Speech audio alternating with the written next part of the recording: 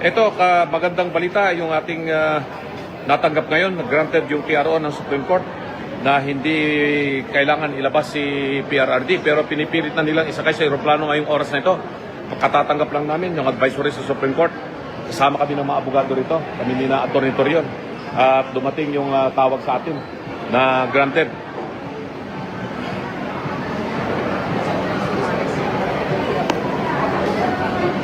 Ito, magkakasama kami ngayon. Yan, ni Atty. Torion. Papunta kami sa Supreme Court para kunin namin yung decision. Granted yung TRO. So, hindi nila may lalabas si PRRD. Pero pinilitan nilang isakay. Talagang kailangan matawagan natin. Matawagan natin yung tower para hindi pa makalipad yung aeroplano. So, yan mga kabaka, mga minamahal na kababayan Pilipino.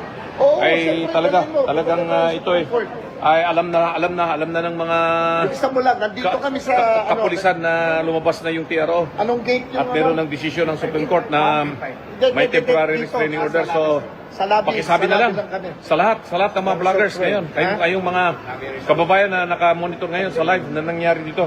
Ngayon lang, naka-receive kami ng tawag sa Supreme Court. At kasama ko si Atty. Torion na siya ang nagsampa ng kaso sa Supreme Court. Ayan, magkasunod kami. Kasunod kami rito. Kami ni na Ipe. Kami ni na Ipe. Oh, dito kami ni na Pips.